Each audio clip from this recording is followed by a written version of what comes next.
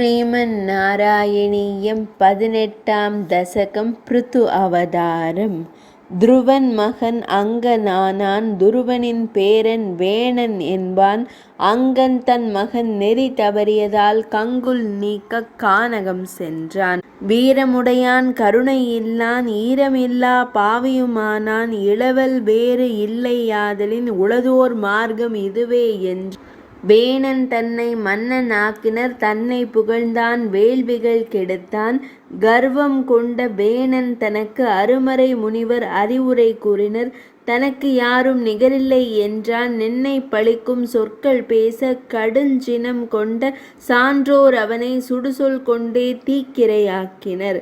மாக்களை ஒத்த மன்னன் மடிய மக்களை எண்ணி அஞ்சினர் முனிவர். மரித்தவன் தாயவள் உடலதை பேணி அரியதாம் பாவங்கள் அகற்ற வேண்டினர்.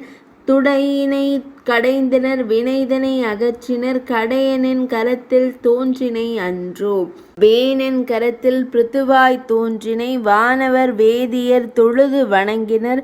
தீயது கண்டு நிலவளம் மறைய நீயுனது வில்லால் உழுதனை அன்றோ. பூமியது உன்னால் பண்பட்ட பின்னர் காமதேனு போல் உருவம் கொண்டதே. குலத்தவர் தம்மை கன்றுகளாக்கி நிலத்தின் வளங்களை அவர்க்களித்தாயே.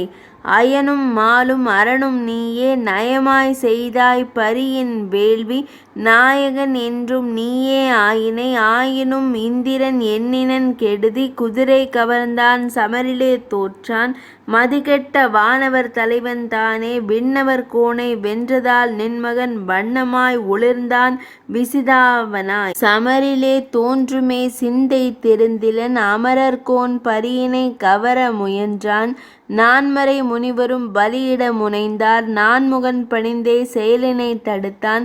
எங்குமே நிறைந்த மாலாய் நின்னை நீ பாங்காகக் கண்டாய் குருபவனபுரத்தோய். சக்தியாய் வந்த மாயவன் தன்னிடம் பக்தியை வேண்டினாய் தூயவன் நீயே.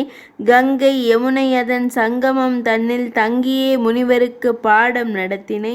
திசைமுகன் புதல்வராம் சனகாதி முனிவர் இசைத்தங்கு வந்தனர் நீ கண்டு மகிழ்ந்தனை. நால்வரில் ஒருவராம் சனத்குமாரர் தானுமே மேலான ஞானத்தை உனக்குரைத்த போதிலே. குலையாத சிந்தையோடு கானகம் சென்றனை. நிலையான பொருளதனை உனக்குள்ளே கண்டனை. இதுவாம் பரம்பொருள் என்பினி நீக்குவாய் குருவாயூர் உரைகின்ற அகிலாண்ட நாதனே. 18ஆம் தசகம் இனிதே நிறைவடைந்தது.